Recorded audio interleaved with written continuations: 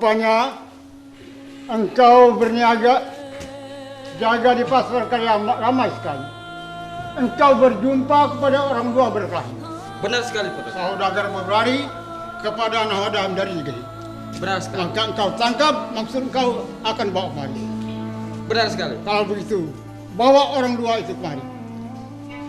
Baiklah juga, Putra.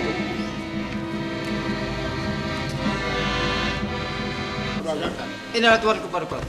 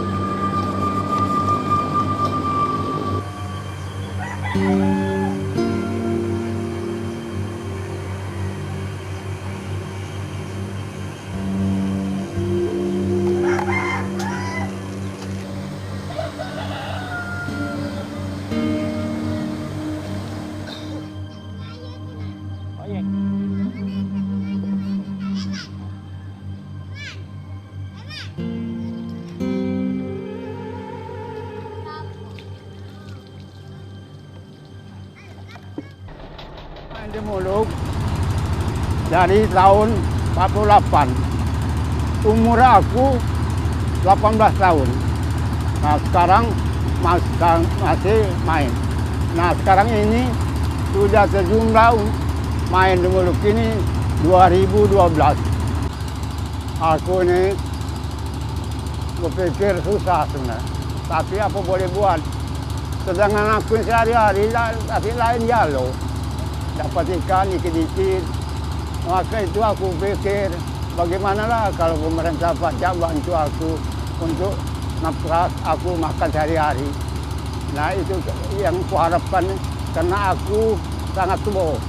Nah maka itu aku tidak meninggalkan kesenian ini.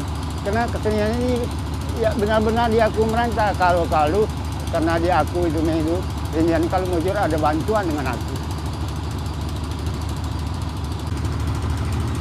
Aku sekarang ini hidup dewean. Istri aku sudah mati tahun 90. Anak aku ada 6 anak mantu ada.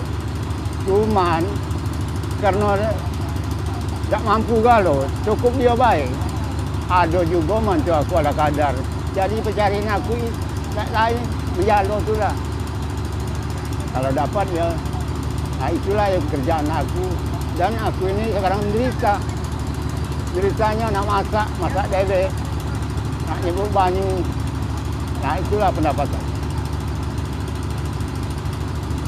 Kalau kiranya anak-anak aku ini pacak bantu, ya mungkin aku senang juga. Tapi kasihan aku dia bantu aku. Sedangkan dia tidak cukup. Zaman sekarang gaji kamu 50, anak 6, 7. 50 sehari anak 7.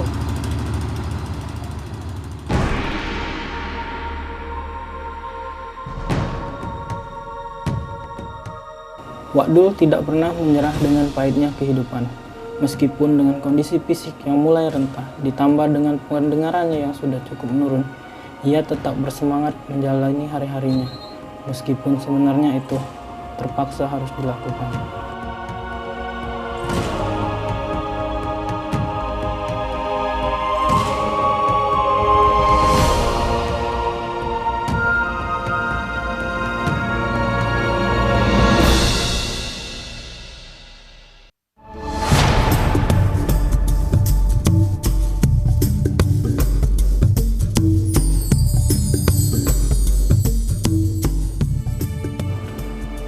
Di Sungai Musi inilah Wakdul mencari makan dengan menjala ikan.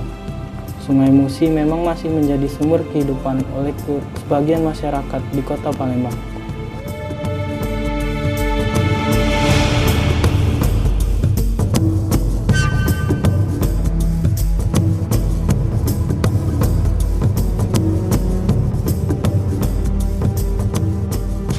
Tuhan memberikan rahmat-Nya dengan besarnya potensi Sungai Musi yang bermanfaat bagi masyarakat, khususnya masyarakat yang tinggal di tepian Sungai Musi.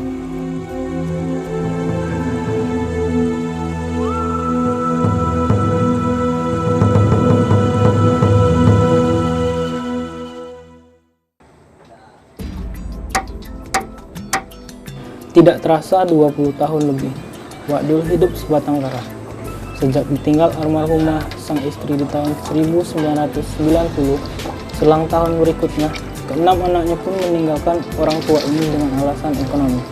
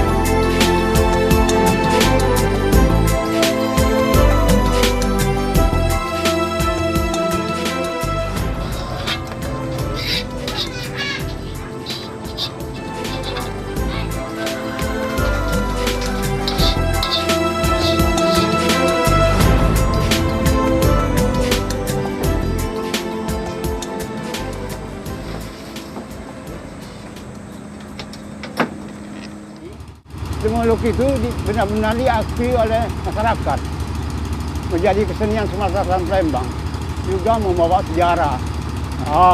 Aku membawa sejarah Demoluk ini yang dipelajari aku dari tahun 48, karena aku benar-benar pelajari, diuji dalam 3 bulan.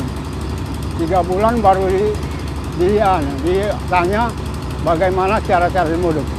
Nah, saya dapati Demoluk ini sejarah itu Sumatera dan Palembang, karena Sultan Abdul Hamid, Raja Negeri Palembang, Sultan Abdul Muluk, Raja Negeri Palembang. Sebab kita percaya sekarang Sultan itu ada lagi ketinggalan, bahwa nama Abdul Hamid, nama Abdul Muluk itu memang ada, karena ada keturunannya nama sekarang. Sekarang Sultan Mahmud Adaruddin, ada nggak?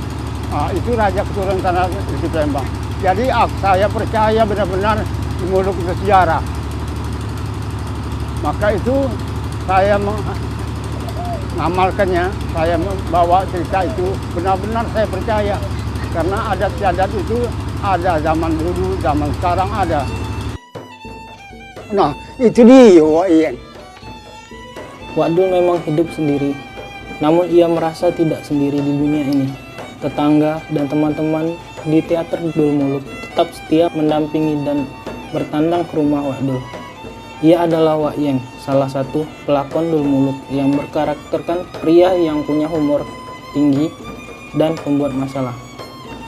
Jika tidak ada kegiatan, Wak Yeng bertandang ke rumah Wak Dul untuk bersilaturahmi sekaligus latihan berimprovisasi, sehingga membangun chemistry antara para pemain. Wak Dul, aku tuh ngijong itu tuh tanggal 25 itu tampil. Iya. Jadi mama caranya bagus gitu tuh. Nah, diadakan latihan dulu. Apalah macam istilah tair kau, istilah ngaduk uang gitu. Oh, yang itu. Jadi mah ini kalau bakal tampil. Ya, ini sandai kita berdua. Iya. Kita ada persiapan. Ya persiapan ini menurut sejarah bukan Demoluk kan. Itu ada pantun. Jadi pantunnya aku kurang jelas. Mana cara kau ngawak pantun? Kau banyak ngawak pantun. Nah ini sana ya waduh lo monggo tadi sesuai dengan keadaan lah tua kan. Iya. Macam umur sudah lanjut, nah umum kan. Jadi pacak kaki aku nimbalnya gitu saling timbal. Gitu. Yang itu ya. Aku nak coba. Kalau mak itu kau Malaysia ya. Nah, Aku nak kenal nama aku iya, gitu. Waktu tinggal di Musuh 2. Kalau buah pedado dibikin sayur. Walaupun waktu sudah tua, kalau ada jando masih berguyur. ada tambahnya waduh. Iya, mana? Apa kalau waduh makan sayur, belinya jauh ke Sebokor, jangan galak berguyur kaget tekepor. Oh. Itu kan, ya itu ngambil lucu ke penonton kan. Tapi ada yang Ngapo? kata wong, Ah, kalau dagang ekspor kelapa, ah. jangan lupa untuk sayuran. Soal tekepor aja apa, yang penting cari hiburan. Nah itu jadi penonton seragam. Disejarahkan awal mula Dul Muluk ini hanyalah pembacaan syair saja, hingga proses perubahan menjadi suatu pentas panggung yang membutuhkan waktu sangat panjang. Sejak berdirinya perkumpulan membaca syair oleh Abdul Muluk pada tahun 1854, sampai dengan dipergunakannya pentas panggung sejak kependudukan Jepang pada tahun 1942. Orang-orang yang berperan penting dalam pertumbuhan teater Dul Muluk ini yaitu Wan Bakar, Syekh Ahmad Bakar. Beliau keturunan Arab yang bertempat tinggal di Tangga Takat 16 Ulu Palembang.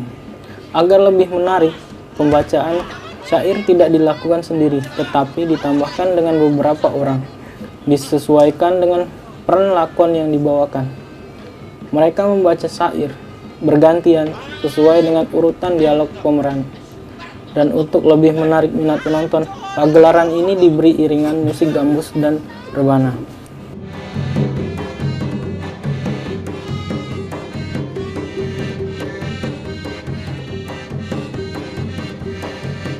Penonton sekalian, kami bermain berkawan-kawan. Salah dan hilaf mohon dimaafkan.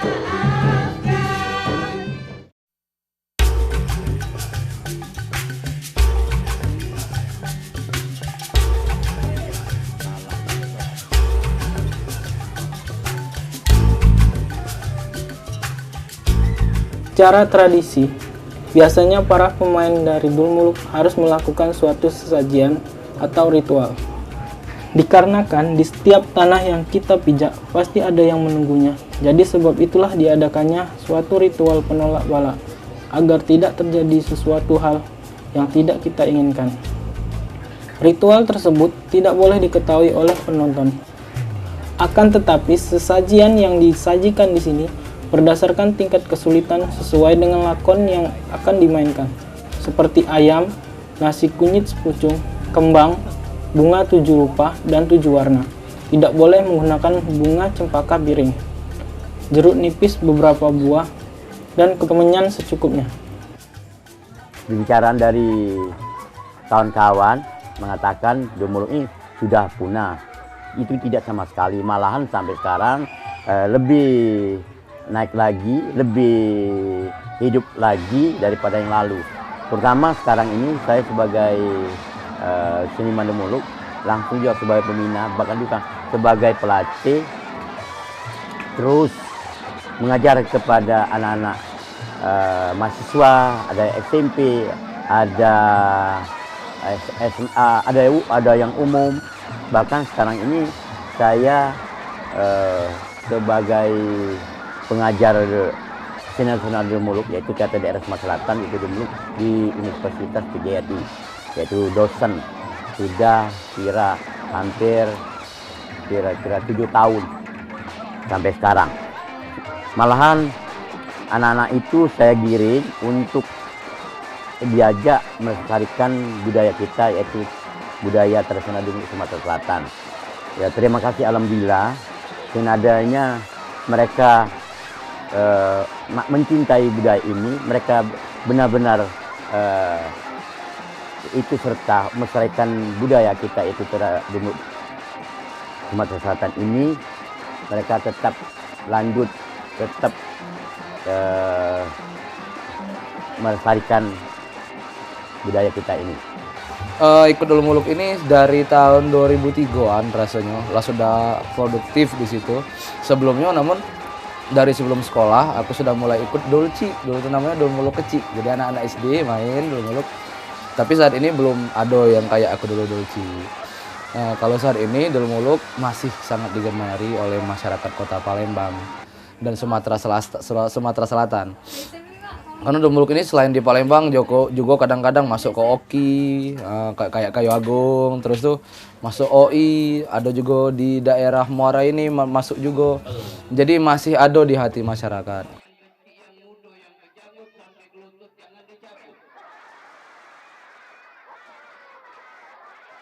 Jadi kita ketahui bahwa Dul Muluk ini sudah sangat lama ya, berada di daerah kita ini dan memang terjadi pasang surut perkembangan Dul Muluk. Dulu dikatakan kalau tahun-tahun 70-an itu mungkin sebagian besar acara-acara kita itu diisi oleh Dul Muluk, terutama acara-acara perkawinan. Sekarang pun kalau ada yang mengatakan bahwa Dul Muluk ini tidak ada lagi, ya juga tidak benar, karena mereka tetap tampil, hanya semakin ke daerah-daerah pinggiran. Jadi sulit sekali kita yang di perkotaan, terutama untuk penonton atau melihat Dul Muluk ini. Kalau kita sekarang, kalau kita lihat bahwa sebagian besar pemain Dul Muluk ini sudah berusia lanjut. Jadi salah satu contohnya adalah Wak Abdullah gitu. Itu kalau kita menilainya, memang dedikasi mereka itu sangat tinggi ya terhadap kesenian Dul Muluk ini. Bayangkan saja untuk kesenian yang memang tidak bisa diharapkan sebagai mata pencarian ya. Mereka para seniman-seniman Dul Muluk yang sudah lanjut usia ini masih tetap setia mengembangkan Dul Muluk. Mereka tetap setia main, tetap ikut. Inilah kalau sudah jadi panggilan hati ya. Padahal kita ketahui bahwa terus terang Dul Muluk ini tidak bisa menghidupi mereka. Mereka kadang-kadang pemain-pemain Dul Muluk yang tua-tua itu ada yang bekerja kasar, ada untuk menghidupi kehidupan mereka. Tapi mereka tetap konsisten mengembangkan Dul Muluk ini. Jadi saya pribadi ya sangat salut dengan orang-orang seperti Pak Dul.